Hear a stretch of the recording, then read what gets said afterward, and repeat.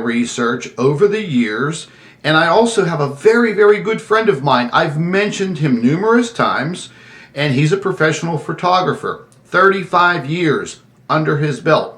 And we have both dissected many of these videos that you see people taking with their cell phones or some other type of digital camera or even a camcorder.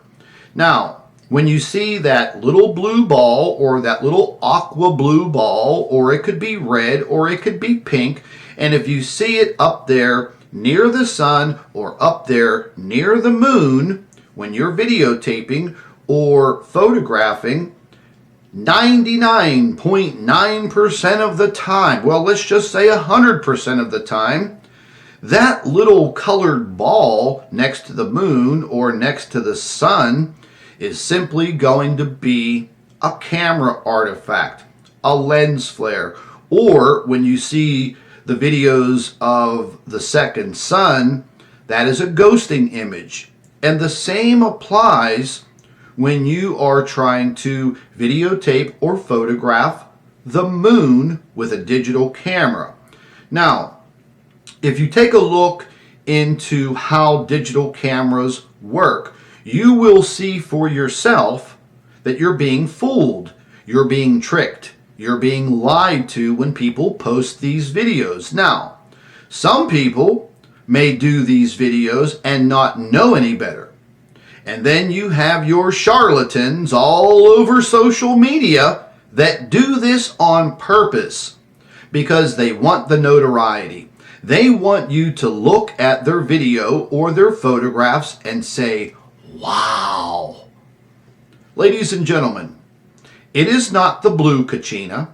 It is not the red kachina. First and foremost, the Hopi Indians named the bright star Sirius the blue kachina. The red kachina means the purifier. Now listen, folks, these Hopi prophecies and the red kachina and the blue kachina, they have been blown out of proportion for many, many years. And people just catch on to it because they're looking and watching old material that is being circulated all over YouTube and now all over Facebook. So whenever you ask my opinion on these photographs and I tell you the truth and you get mad at me, well, that just means that you're not really out there for the truth. And, you know, honestly, I'm getting a little bit tired of people calling me a bully. I'm not bullying anybody, but people want the truth. Maybe you don't want the truth, but others that follow my YouTube channel and follow me on Facebook, yes, they do want the truth. So, number one, anything that you see on the all sky cam networks is going to be photographic anomalies, especially if you see this little pink orb moving across the view of the camera. Those cameras are encased in a bubble, a clear plexiglass bubble. What you're seeing is the internal reflection of the aperture in the camera. The FAA webcams, I've mentioned this over and over and over again. The FAA webcams are the same. You have several people on YouTube on a daily basis that show these photographic anomalies and they claim that they are planets. Ladies and gentlemen, let me just tell you this. From all of my years of study, this is going on more than 20 years, so I think that I know what I'm talking about. But with the FAA webcams, the same thing applies. These webcams are encased in plexiglass protective containers to protect them from weather. So you are definitely going to get anomalies on these cameras.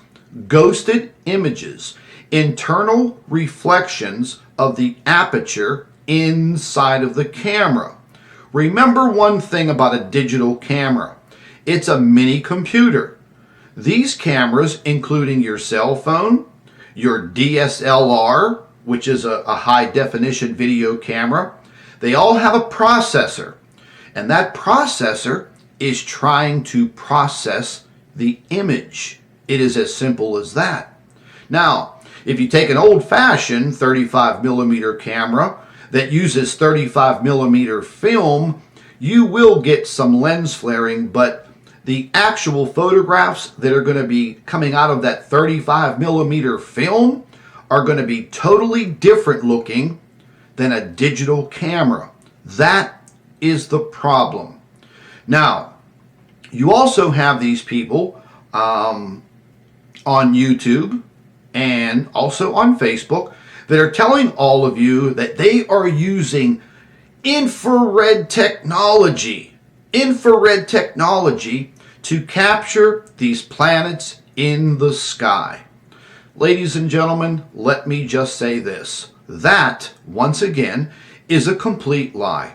These people don't have infrared technology. And then you have, you have your other guy that says, well, Scott, cell phone cameras use infrared technology. But yes, they do, but they don't use the infrared technology that the individual making the video is portraying.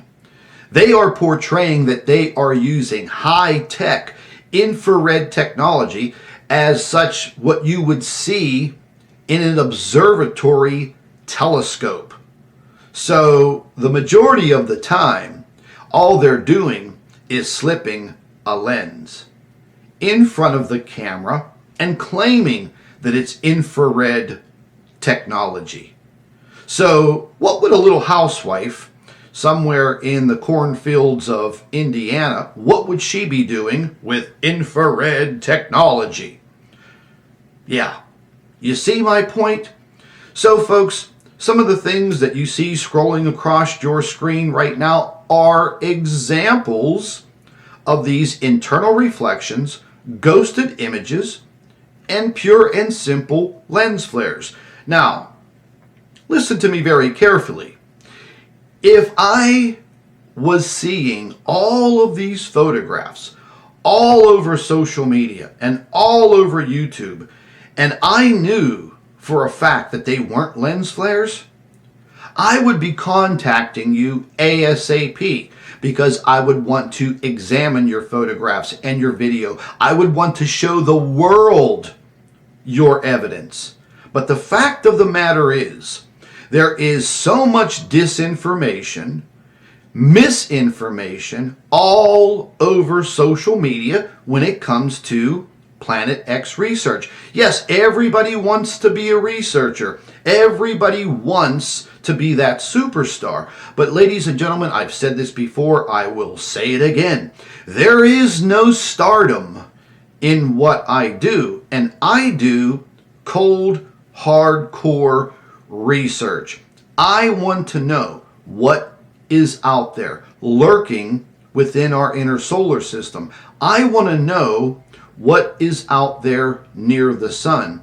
And over the years, I think I've done a pretty damn good job of proving beyond a shadow of a doubt that we do have a stellar core object, as Dr. Albers calls it, a Planet X object.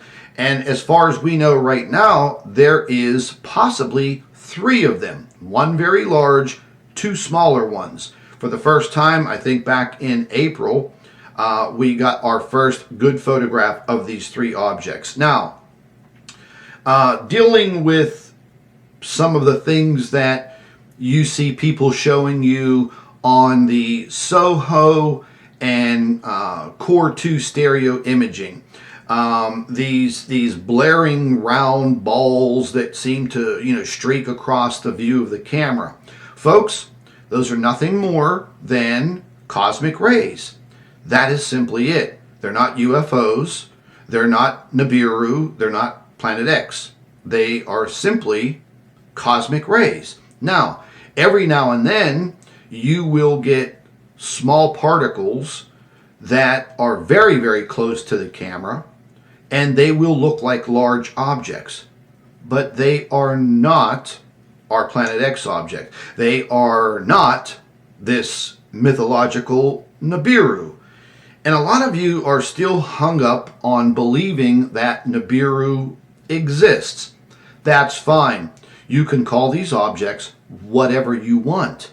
But the fact of the matter is, I'm not going to allow the people that follow me on Planet X News, I'm not going to allow them to believe that people are photographing planets from Earth in the sky using their cell phone, because it's just not true. It is just not true.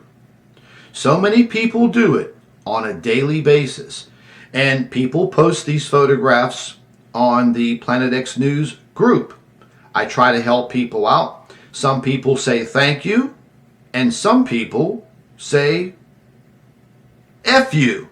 The fact of the matter is, when you're using a digital camera and you are taking photographs directly into light, you are going to have issues with lens flaring and ghosting.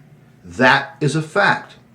If people would do some homework before they kind of shoot their mouth off and try to debate me on the subject, they will clearly see that what you're photographing, yes, it may be the moon, it may be the sun, but the objects that you're seeing next to it, whether it be that little blue ball or that little aqua ball or the little pink, purple, or red ball, is nothing more than a camera artifact, a ghosted image, or a lens flare. That is it. What makes you think that you are going to take a photograph from the Earth with your cell phone, get past the Earth's atmosphere and the glare of the sun, and you're going to photograph an object 93 plus million miles away? Oh, I'm sorry. You have a $1,200 iPhone, so that makes it correct. Sorry. The iPhones are the worst. They have huge internal problems with their processors when taking photographs directly into light. Ladies and gentlemen, cameras, video cameras, are not meant to be directed straight towards an intense light source. And listen, I just wanted to come out here.